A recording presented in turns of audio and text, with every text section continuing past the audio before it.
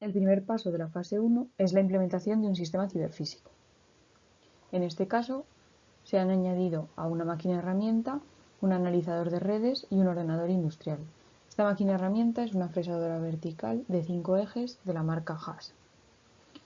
Gracias a la colocación de estos aparatos se pueden capturar datos de la máquina herramienta cada segundo y transferirlos a la nube cada 15 minutos. Una vez que estos datos están almacenados en la nube, pueden visualizarse en tiempo real a través de una aplicación. Si vemos más en detalle la pantalla que nos muestra la aplicación en tiempo real, podemos ver la información que nos aporta, como por ejemplo el tiempo que la máquina está encendida, el tiempo que la máquina está apagada y otra información más relevante, como puede ser el tipo de actividad que está llevando a cabo la máquina. Si la máquina está mecanizando, si la máquina está parada, si la máquina está trasladando la herramienta. También podemos ver el número de herramienta que se está utilizando y por último, si el husillo está girando o no. El siguiente paso de la fase 1 es la definición de los KPIs. Como ya hemos comentado, una Green Supply Chain debe atender a 3 dimensiones: la productiva, la medioambiental y la económica. De manera que hemos definido un KPI para cada una de ellas.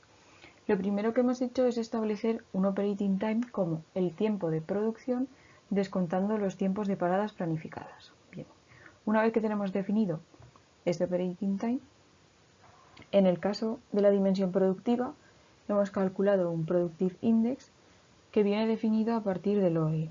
El OE se calcula con la multiplicación de 3 factores: disponibilidad, rendimiento y calidad. Y cada uno de ellos se calcula de la siguiente forma. La disponibilidad es el ratio entre el operating time que hemos definido y el operating time que teníamos planificado. El rendimiento se calcula como un operating time neto partido del operating time, siendo este operating time neto el operating time menos los tiempos que la máquina trabaja a velocidad reducida y los tiempos de microparadas, que en nuestro caso una microparada está definida como un tiempo menor de 5 minutos. Y por último, en el caso de la calidad, es un ratio entre el tiempo de fabricar piezas buenas y el operating time neto. Y una vez que hemos calculado el OE multiplicando esos 3 factores, el Productive Index se calcula como 1 menos SOE, de manera que cuanto menor sea el Productive Index, mayor será la productividad de nuestra máquina. En el siguiente caso, en la dimensión medioambiental, hemos definido un Environmental Index como el ratio entre la huella de carbono que emite la máquina y la máxima huella de carbono que sería capaz de emitir. Esta huella de carbono, en unidades de kilogramos de CO2 equivalentes, se calcula como la multiplicación del consumo energético de la máquina por un factor de emisión de gases de efecto invernadero que va asociado al consumo energético. Y por último, en el aspecto económico de la Green Supply Chain, hemos definido un Economical Index como el ratio entre el coste de fabricación de las piezas y el coste máximo que podría tener la fabricación de dichas piezas. Para el cálculo de estos costes, hemos definido el árbol de costes que puede verse en la figura. Es decir, tenemos unos costes de materia prima y de operacionales. Los operacionales están divididos en una fase previa y una fase de fabricación. La fase previa se divide a su vez en el diseño de pieza y la parte de programación, y los operacionales de fabricación en sí son la mano de obra directa en la parte de preparación y en la parte de fabricación, y los costes máquina. El coste máquina viene definido por el coste del recurso transformador, el de las herramientas, el de los utillajes, el de energía y el de los fluidos. Y una vez que tenemos todos estos costes, pues ya se puede calcular este coste de fabricación y este coste máximo de fabricación y por tanto calcular el Economical Index. Una vez definidos los KPIs, hemos definido dos índices capaces de agrupar estos 3 KPIs en uno solo. Por un lado tenemos el Green Decision Index o GDI, que lo que va a hacer es ayudarnos a escoger el escenario más favorable de entre todos los que nos planteemos. Para ello debemos tener N escenarios, los KPIs calculados para cada escenario, y debemos asociar a cada una de las dimensiones de la Green Supply Chain un peso, y entre los 3 deben sumar 1. Además, debemos tener en cuenta que el escenario que menor GDI tenga será el que sea más favorable para implementar. Y los calcularemos de la siguiente forma. El GDI se calcula como la suma de el peso que tiene cada escenario por el valor del KPI de cada escenario. Esos GDI se compararían y, como ya hemos dicho, pues el que fuese menor sería el mejor de los escenarios a implementar. Por otra parte, tenemos un Green Supply Chain Index o GSCI, que lo que va a hacer es que al compararlo consigo mismo a lo largo del tiempo podamos detectar problemas y validar las mejoras que se lleven a cabo en la Green Supply Chain. Al igual que pasa con el GDI, cuanto menor sea este GSCI, mejor será el funcionamiento de la Green Supply Chain en el conjunto de las tres dimensiones. De manera que, al realizar una mejora, por ejemplo, en la parte productiva, podríamos ver si es también una mejora para la parte medioambiental y la parte económica, o si por el contrario este índice aumenta y, a pesar de ser una mejora para producción, no lo es para el resto de las dimensiones. Este GSCI se calcula como la multiplicación de los tres indicadores que hemos visto en la diapositiva anterior. El último paso de la fase 1 es analizar las variables que somos capaces de obtener de nuestro sistema ciberfísico y que nos servirán para automatizar el cálculo tanto de los KPIs como de los índices que hemos definido anteriormente. Los principales parámetros que es capaz de recoger nuestro sistema ciberfísico son el tiempo que la máquina está encendida y apagada, el tiempo que se tarda en mecanizar una pieza, el tiempo que la máquina usa cada una de las herramientas y, por tanto, el número de herramientas que emplea, el número de piezas que fabrica, la velocidad a la que gira el usillo y la energía que consume la máquina en cada una de las operaciones que realiza. En la fase 2 se realiza el desarrollo de software que nos va a permitir calcular de forma automática y en tiempo real los indicadores e índices que hemos definido en las diapositivas anteriores.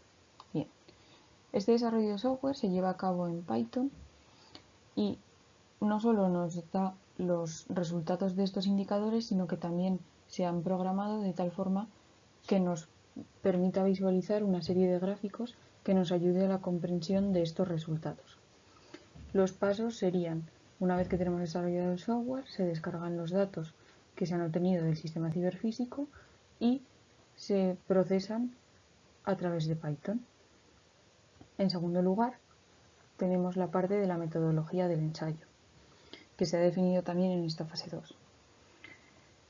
La metodología de ensayo va a consistir en fabricar piezas durante una hora para tres casos: el caso 1 al 100% de la velocidad, el caso 2 al 75% y el caso 3 al 50%, definiendo esta velocidad como la velocidad de avance que el fabricante recomienda según material, calidad, estructura de la pieza y la velocidad de giro que tiene la herramienta.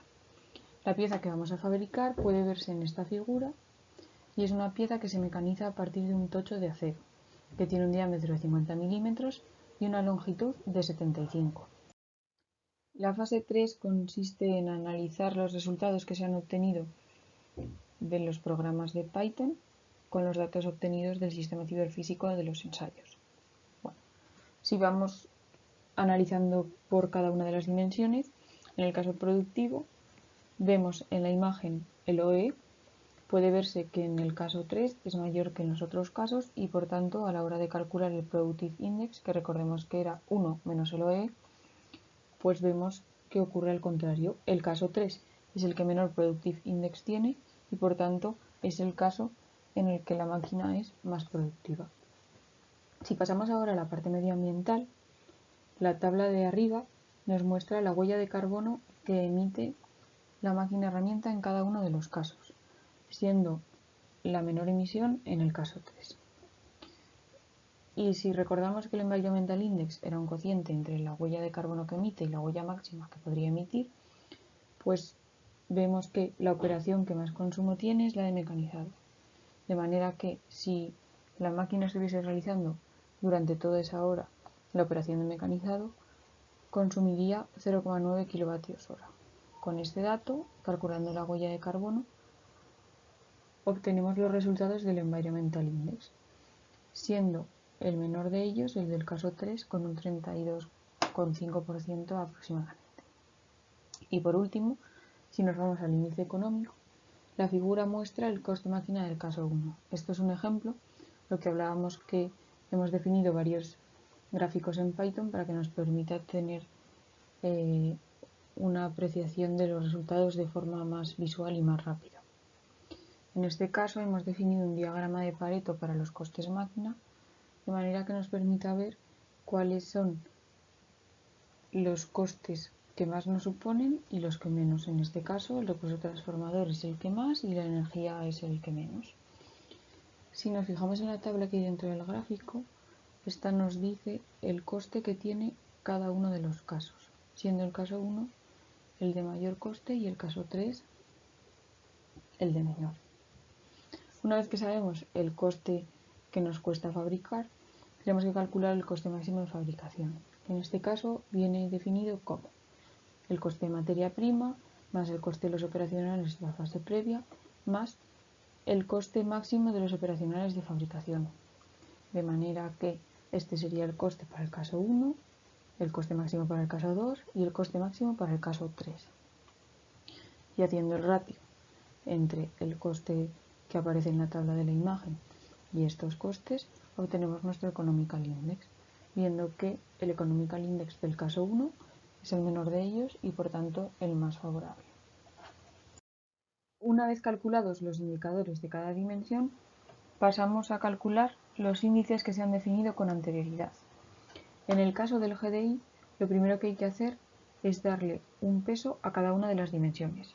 En nuestro caso le hemos dado un 30% a la dimensión productiva, un 20% a la medioambiental y un 50% a la económica. Hay que destacar que la suma de estos tres pesos debe ser del 100%. Para explicar cómo se calcula el GDI, vamos a fijarnos en la tabla de abajo. Lo que se hace es valorar cada uno de los indicadores entre 1 y 3, siendo 1 el más favorable y 3 el más desfavorable. En el caso del Productive Index, si recordáis, el caso 3 era el que menor Productive Index tenía y por tanto el mejor de ellos, y el caso 1 el que mayor tenía y por tanto el más desfavorable. Bien, pues este valor que se le da se multiplica por el peso que se le ha dado a cada dimensión y se obtiene un valor que se sumará al del resto de las dimensiones, en este caso la medioambiental y la económica, obteniendo así un GDI. Como ya hemos comentado anteriormente, el caso con menor GDI es el caso más favorable, de manera que en estos tres escenarios el caso más favorable sería el caso 1. Bien, si pasamos ahora a calcular el GSCI, recordando que una mejora en la Green Supply Chain debería suponer una disminución en el GSCI y que este indicador no se compara entre escenarios, sino que se compara consigo mismo a lo largo del tiempo. La forma de cálculo es muy sencilla, simplemente consiste en la multiplicación de cada uno de los indicadores que se han calculado para cada dimensión. El Productive Index por el Environmental Index por el Economical Index, obteniendo un valor de 16,4 y 16,3 para los casos 1 y 2 y el más bajo del 12,8 para el caso 3.